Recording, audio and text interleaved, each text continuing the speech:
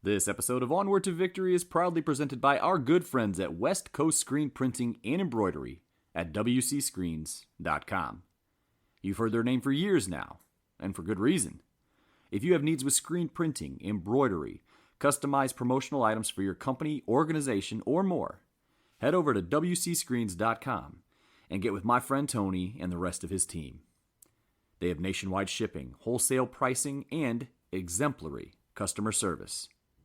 Not only are they big supporters of this podcast, but, like you, they are also diehard fans of the Fighting Irish. Score a touchdown with wcscreens.com. And on with the show.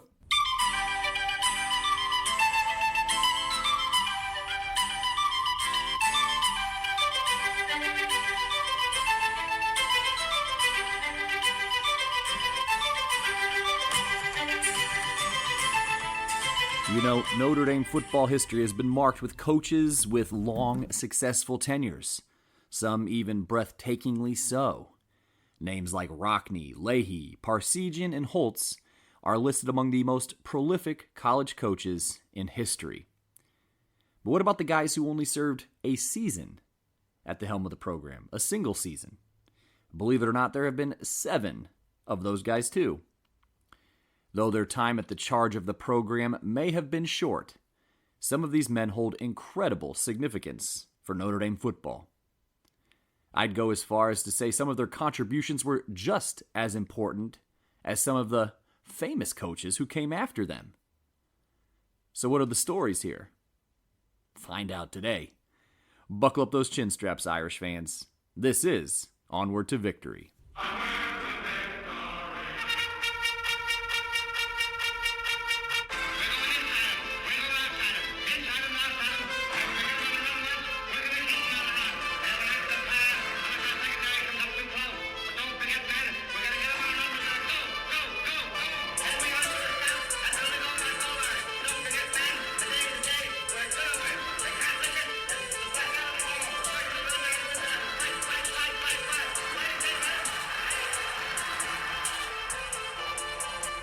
Hello all and welcome to Onward to Victory, a Notre Dame football podcast.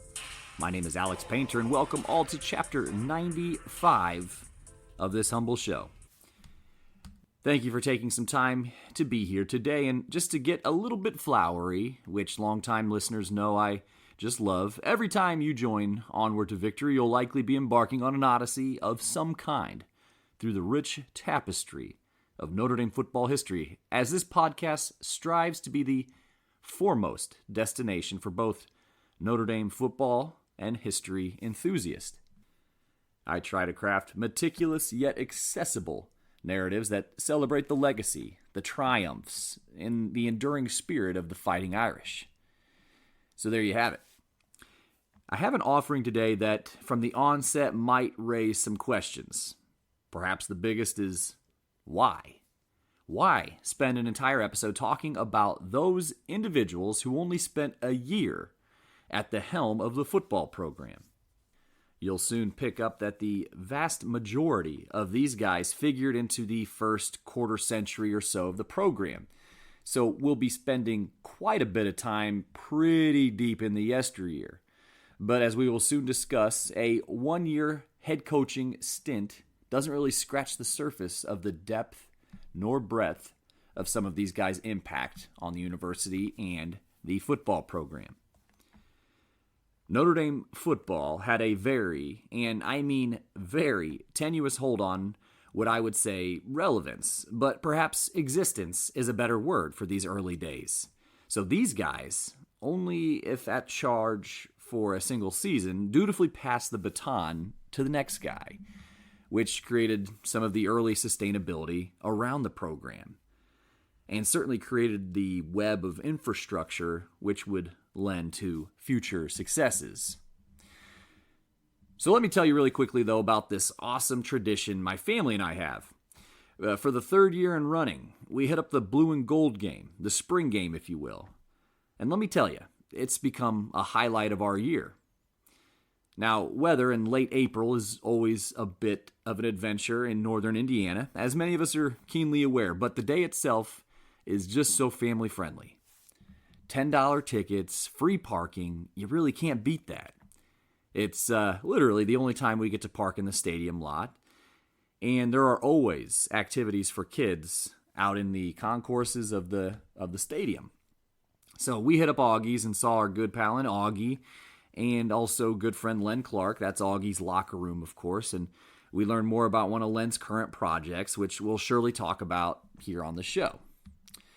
But hey, if Notre Dame in the fall is cost prohibitive, or if you have smaller kids, I've been in both those places, I am here to tell you that the blue and gold game is kind of where it's at. So check out the Facebook page to see some of the pictures as I put some up there. Before we jump in, just a couple more housekeeping items. First, I hope you had a chance to listen to episode 94 released late last month. It was about the 7 Mules of Notre Dame. And listen, it's 2024. We are going to hear about the 4 Horsemen, Notre Dame's uber famous backfield, and we are going to hear about them a lot. If you're listening to this podcast, I'd say there is a very strong chance you know just who these guys are, and of course that iconic picture.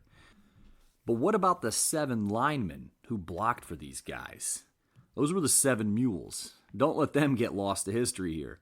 Listen to episode number 94 today. They, being the 7 Mules, were really stinking good as well. In fact, the Horsemen often credited the Mules first for their successes. So listen to number 94 today. You surely won't regret it.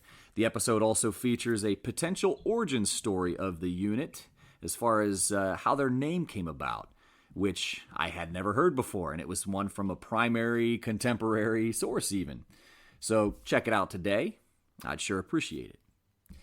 And speaking of thank yous, a sincere acknowledgement here of the show's financial backers. We call them the Consensus All-Americans. These folks have either contributed significantly in the past or are currently donating to the show's efforts, and they are Dr. Jeremy Scarlett of Whitefish Bay, Wisconsin, Brad Glazier of Williamsburg, Indiana, author and writer Will Fuller of Warren, Ohio, Andy Nickel of South Bend, Indiana, and Michael Finan of Rutherford, New Jersey. If you yourself would like to chip in and make the prestigious muster roll of the Consensus All-Americans, please visit paypal.me/onwardtovictory if you're interested in a one-time donation, or patreon.com/onwardtovictorypodcast for monthly contributions.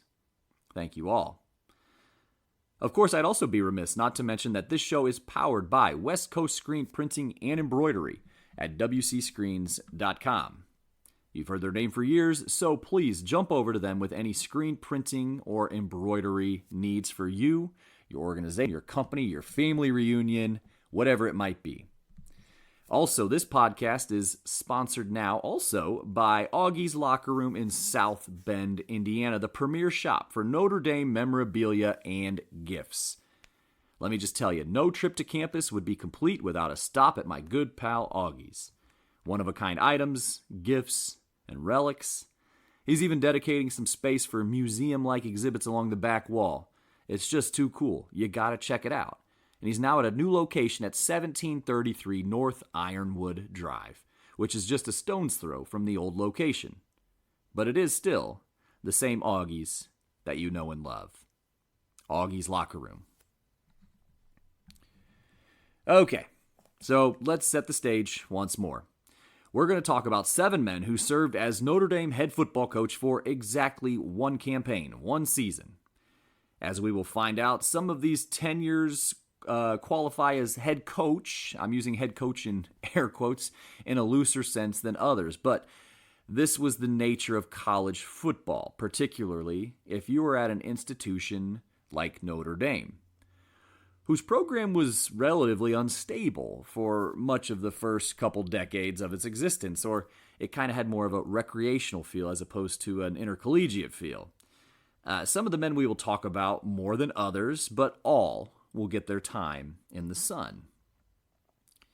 Now, admittedly, I really enjoy talking about this era of Notre Dame football, so hopefully this will also pique your interest as well.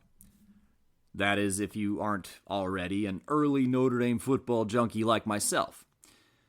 But as a quick caveat, we aren't going to count short-term interim coaches, or, say, George O'Leary, who didn't coach it at all at Notre Dame despite being hired. That should probably be an episode, honestly, one of these days. Now, first up on the docket, we are heading to 1894. And actually, this was the first person to be named to the role of head coach in Notre Dame football history. So here we go, 1894. Be mindful that the sport was first played on an intercollegiate basis on Notre Dame's campus in 1887 and 1888 with a pair of games against Michigan. So the first formal head coach for the program was a chap named James L. Morrison. I'll say this much. Of all the major accounts and histories of Notre Dame football I traditionally use for this podcast, there is nary a single one that has much of a mention of Morrison, if any at all. However, I reached for a more specific reference, given the subject matter here. A gentleman named John Kryk, K-R-Y-K, wrote an account called Natural Enemies about Notre Dame and Michigan's rivalry. I snapped that particular book off the shelf because Morrison was sent to Notre Dame from Michigan. Yes, so the soon-to-be bitter gridiron rivals were actually on pretty friendly terms, especially early on. Again, so much so that Michigan, in a sense, furnished Notre Dame their first full-time head coach. And Notre Dame paid Morrison, so it was a formal role.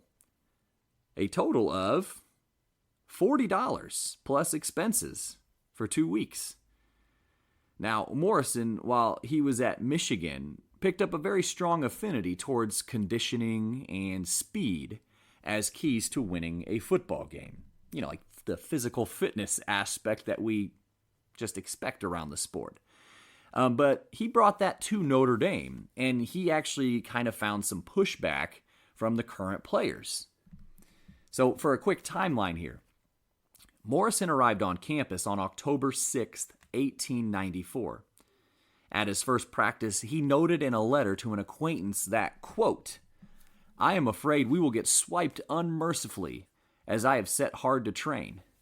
They want to smoke cigarettes, and when I told them that they have to run to get up some wind, they thought I was rubbing it in on them," end quote.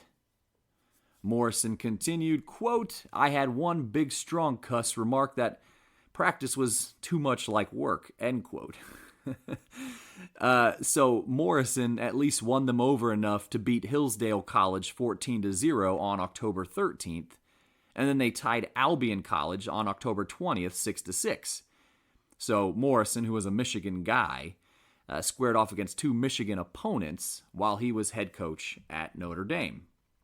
Oh, and really quick, just to give a fair and balanced and authentic account, in that letter where Morrison was complaining to his pal that the Notre Dame football players only wanted to smoke cigarettes and had no interest of running, he did comment that the campus was one of the most beautiful places he had ever seen in his life. So Morrison was really taken aback by Notre Dame's campus, even if he had a little bit of frustration with the football team. But truly showing a sign of the times, after that second game, that game against Albion, Morrison defected back up north and ran the Hillsdale college football team for the rest of the season, where he guided them to a 3-2 record.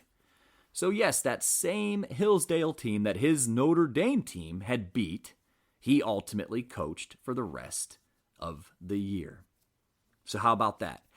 Notre Dame's first head coach, James L. Morrison, stuck around for his contracted 2 weeks, and then finished out the year with another program. So I apologize, I used the term defected earlier. Maybe that was a little harsh, because he did stick around for his 2-week contract. But yeah, he did, and then he finished out the season with a team that his team had already beaten. So that was the wild and woolly times in college football during this era. But Notre Dame defeated Wabash and Rush Medical School before losing to Albion the last game of the season after tying with them earlier. So the team that year finished with 3 wins, 1 loss, and 1 tie.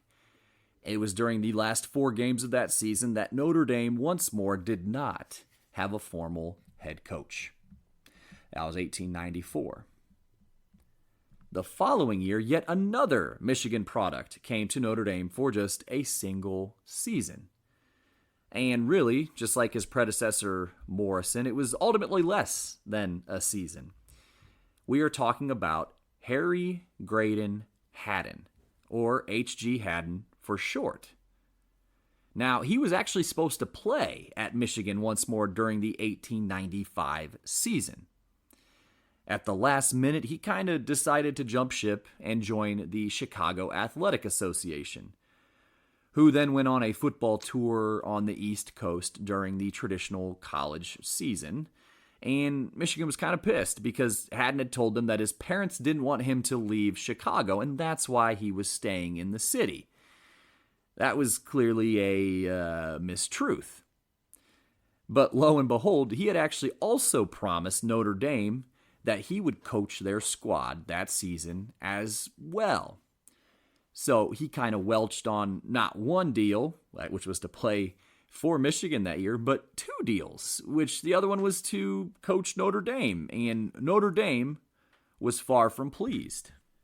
And Notre Dame was not super shy about their displeasure as well. In the October 26, 1895 issue of the school newspaper called The Scholastic, it was shared that Hadden had broken his contract to coach the varsity to go on that Eastern tour with the Chicago Athletic Association. And it was reported that, quote, Mr. Hadden is far from scrupulous in his business dealings, end quote. Ouch. In the next week's issue, they weren't done. They were still dragging Hadden a little bit. Quote, Hadden was engaged for the season, but saw it fit to break his contract, end quote. So, once you put some words in writing and the ink is dried, you can't really take them back. But somehow, Hadden wasn't deterred by the fact he was being besmirched in the Notre Dame press, and he did ultimately arrive on campus on November 11th, 1895, which somewhat ended the saga. And if you're thinking November 11th is really late for a head coach to just arrive to be with a football team, you would be correct, actually. It is late. He only coached the team at practice for a couple weeks, but he also transferred to the school also to study law. This is just kind of a mess. But he was at the helm of the program for exactly 1 game, Hadden was. And that was against the Indianapolis Light Artillery. That's a common opponent in the early days of the program, and a lot of folks might look at that like, Indianapolis Light Artillery? Yeah, it was an Indianapolis-based team who, kind of a militia type, who formed their own football team. And they played schools like Notre Dame quite frequently. But his Notre Dame team actually lost 18-0. And Hadden, who was again coaching from the sidelines, got a little frustrated and inserted himself in the game at left tackle and even put himself in the backfield for a few carries. H.G. Hadden may be credited with Notre Dame's 3-1 record in 1895, but he himself was actually 0-1. You kind of find some of these things quite frequently in the Notre Dame media guide and a lot of the Notre Dame histories. If a coach was there, they're kind of credited with the whole season worth of games, but Hadden himself was there for a loss against the Indianapolis Light Artillery. He is considered a head coach formally in the program record, so we acknowledge him here, but he was really only there for 1 game, and that 1 game he actually did indeed play in. So, H.G. Hadden, the second head coach of the Irish, kind of. He is still credited again with coaching the full season and in the media guide and program histories. So here we go. Morrison, 1894. Hadden, 1895. And now we vault forward 4 whole years to 1899. In between those years, the program was led by a gentleman named Frank E. Herring, who we have talked about on the show before and is essentially the first true head coach in program history, as he held the position for 3 years and really began making a concerted effort to scheduling legitimate opponents So say not like the Indianapolis Light Artillery or local high schools, much more frequently. So there's an episode about him, by the way. But my estimation, though, the next guy we are covering is one of the unsung heroes of the first couple decades of Notre Dame football. And that would be 1899 head coach James McWeeney. If I were to pick one head coach in Notre Dame history who I really wouldn't want to pick a fight with, yeah, you guessed it. It was McWeeney. He was a tough cookie, man. Notre Dame player, coach, historian, and archivist Chet Grant, who also has his own episode, by the way, remembers one time McWeeney was out coaching a local high school team. So this would have been after his stint at Notre Dame. But while coaching up the high school backfield, he gave them some, we'll call it, unconventional wisdom when he encouraged them that after they received the handoff, to hit the line with their open fist clenched, as if he was going to slug someone. He said, quote, "You won't have to use it. Your opponents will get the message," end quote. So that may have been a pretty good encapsulation of Coach McWeeney right there. He had a ton of toughness and moxie, and his players kind of personified it as a result.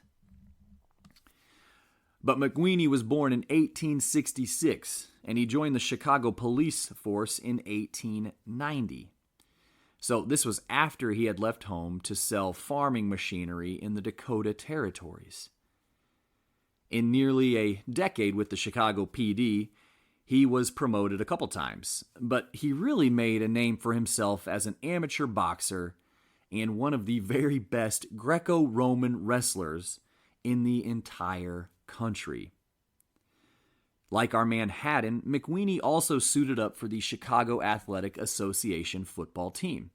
And it's really likely that McWeeney and Haddon were teammates during that 1895 season when Haddon had skipped out on both his commitments to Michigan and to Notre Dame. But for the Chicago Athletics, McWeeney played mostly offensive guard and along the defensive line. But McWeeney never played a down of college football. Now, I checked my math on this, but still, let's call this one a little unofficial. But McWeeney was the only Notre Dame head football coach to have not played college football for 106 years. 106 years. He was joined in this very exclusive club by Charlie Wise in 2005, who also didn't play college football. Brian Kelly played club football at Division II Assumption University, so for the purposes of this, we will count that. But there you go. 2 head coaches who didn't play college football, Charlie Wise and James McWeeney. So speaking of him becoming head coach, he accepted the role at Notre Dame ahead of the 1899 season. And he also enrolled in Notre Dame's law school as well. If you're not picking up on this, the law school was actually kind of a draw for Notre Dame during this era. But McWeeney had one heck of a year as head coach.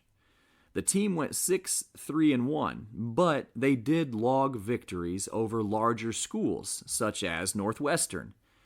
And they scored a 17-0 victory over Indiana University.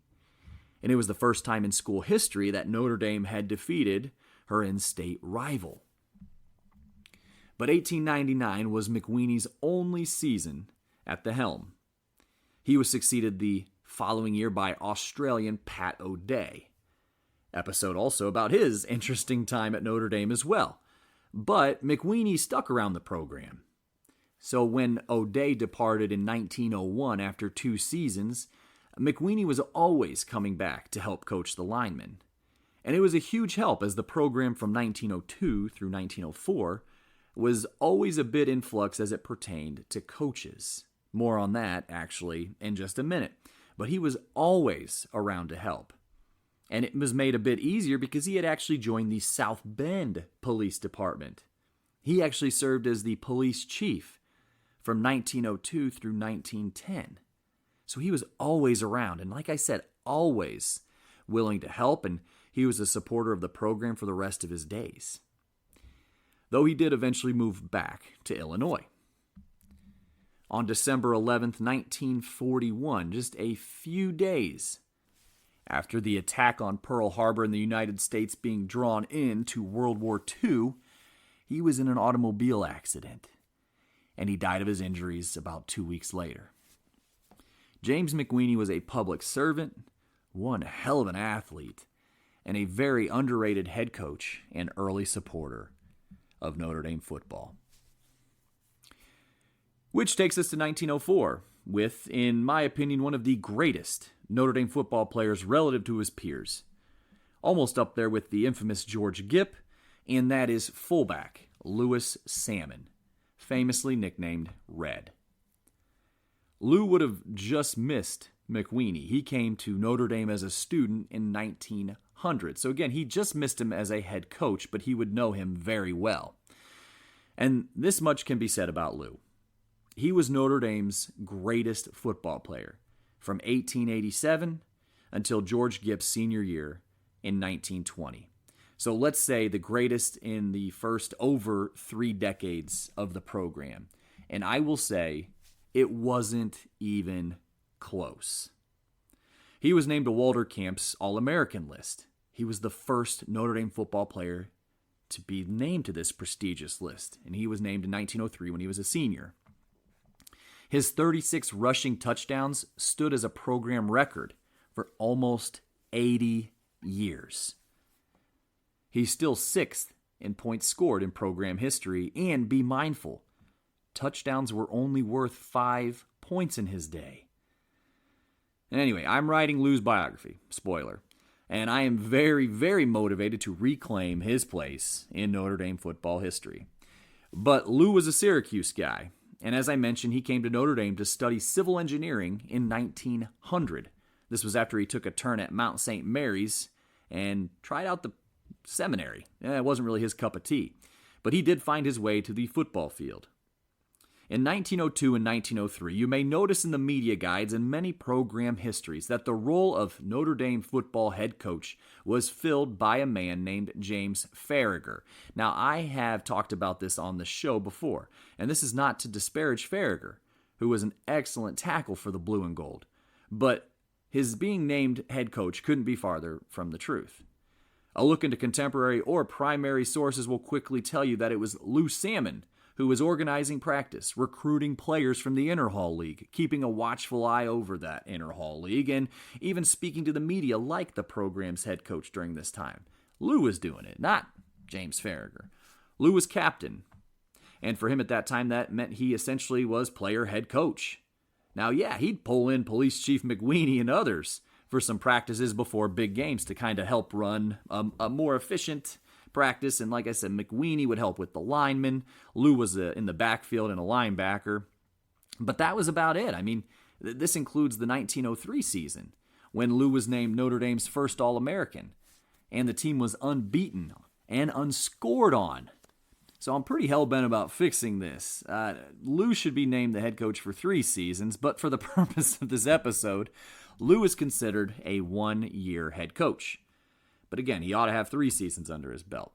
So after his playing days were over, okay, so he played 1900, 01, 02, and 03. And again, 03, he was a All-American, and that team was unbeaten and unscored on. He transitioned to the formal head coach role in 1904. And I will be the first to tell you, his tenure as head coach was not super successful. The team went 5-3 that year. They clearly missed Lou as a player. Lou lived a quiet yet very successful life after he graduated. He indeed became a civil engineer, and he worked on many large projects. He played a season of early professional football with the Massillon Tigers shortly after he graduated. And you know what? He reputedly only came back to campus twice for the rest of his life. He was very humble, very unassuming, and likely didn't want folks to kick up a major fuss about him. This undoubtedly probably plays a role in why he's been largely forgotten or glossed over as one of Notre Dame football players' greats. He didn't really stoke his ego or his legacy much, but he did return to campus on homecoming 1920 to see George Gipp play. Lou was inducted to the College Football Hall of Fame shortly after his death. But don't worry, this podcast will be covering Lou in deeper detail soon. Lou was succeeded in 1905 by a gent named Henry McGlue, who was nicknamed Fuzzy due to his wavy hair. So Fuzzy was a friend and teammate of Lou's, and Fuzzy was quarterback in the same backfield that Lou lined up at fullback. Fuzzy was an Irish immigrant and was actually one of the few Notre Dame football players at this time who had actually played football in high school. And he was a solid player. He reputedly never fumbled during, and if that's true, it's really impressive. And even more impressive when you consider how many fumbles there were in the game at that time. So Fuzzy's record in 1905 was 5-4. And that season, again, 1905, was rather unspectacular. They pretty much beat who they should have and lost to their major opponents in Indiana, Purdue, and Wisconsin. And that fourth loss, you might be thinking, or wondering, I should say, they also dropped their game 5-0 to Wabash College. So if there are any Wabash men in the listening audience, there's one for you. 1905 scored a victory over Notre Dame. Quick recap. Morrison, 1894. Haddon, 1895. McWeeny, 1899. Salmon, 1904. And McGlue, 1905. So we have two more. The next one takes us to 1908. A gentleman named Victor Place, better known as Vic. When Vic arrived on campus in 1908, he was by far the most seasoned head coach Notre Dame football had ever had. He had coached from 1903 through 1905 at Ohio Wesleyan University in the Columbus, Ohio area. Actually, Ohio Wesleyan is a team I played twice in college in 2008 and 2009. They are now called, and have been called for quite some time, the Battling Bishops. I'm not quite sure what they were called 12 decades ago, but there's that. At any rate, Vic had coached 3 years at Ohio Wesleyan, and then had actually coached 2 years at the University of Washington. Now, even in just the 3 seasons between McGlue in 1905 and Place in 1908, the game of football had changed some. There were grave concerns over the safety of the game, and those concerns had hit a fever pitch. And there were rules put in place to make the game safer. In fact, President Teddy Roosevelt, who was an ardent football fan, actually got involved himself. But this included legalizing the forward pass, making the game a little bit shorter, the implementation of a neutral zone. A fourth referee was added to help regulate and police the game. And now 10 yards were needed for a first down. The idea was to spread out the game a little bit to avoid the constant rugby-like scrums right in the middle of the field, which were costing players literally their lives. And there were tons of just catastrophic injuries at this time. But Coach Place really didn't care for the new rules. He preferred what was called power football.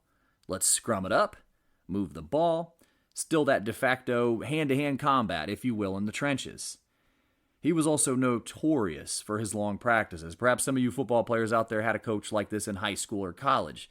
He ran guys through two-a-days that would be over 6 hours long total.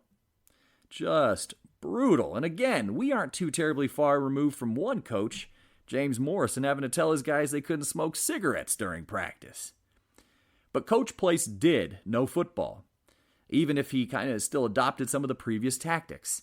He had been an All-American player at Dartmouth, which was a really strong football school at that time, and they actually still compete very well in the Ivy League Conference to this day. Coach Place's crew went 8-1, so a very successful season. Their only loss was a 12-6 road defeat to Michigan. Though they didn't have a super grueling schedule that season, they did beat Indiana fairly handily. And I never could find out why Coach Place left after just one season, but he did. Vic actually ultimately left football altogether, and he began his law career in Oregon and Seattle, Washington. Sadly, Coach Place was killed on June 16, 1923 in Brookings, Oregon, as a result of a logging accident. He was 46 years old. And finally, we have number 7, Edward McKeever. This one actually may ring some bells. He attended Notre Dame in the early 1930s before transferring to Texas Tech, where he played varsity football. Ed had actually suited up for the freshmen during his time at Notre Dame. He played halfback for the freshman team, and he met a fellow student named Frank Leahy during his time at Notre Dame. This would prove to be an important relationship. After the men's playing careers were over, McKeever actually joined Leahy on his staff at Boston College in 1930 and 1940. Of course, that 1940 season at Boston College was a special one. The team went 11-0 and won the Sugar Bowl. At this time, Elmer Layden, who was a four-horseman, mind you, was actually cycling out of his tenure at Notre Dame as head coach, which is probably a nice way to say he was asked to leave. But the powers that were at Notre Dame at the time then plucked one of their own in Leahy from Boston College to coach the Irish. Leahy brought McKeever with him to coach his backfield. When Coach Leahy was called to the Navy ahead of the 1944 season, this was during World War II, mind you, of course, it was McKeever who was named interim. Now, yeah, I know I said earlier, no interims. But since McKeever was at the helm for the entire 1944 season, we will grant an exception. So he was a long-term interim as opposed to many of the short-term interims we have seen during our time with Notre Dame football. But in 1944, the Irish went 8-2, so fairly respectable, and they finished with a top 10 ranking. The Associated Press gave them the number 9 ranking after the season had ended, and they did spend some time at number 1. Their only 2 losses that year were against Army and Navy.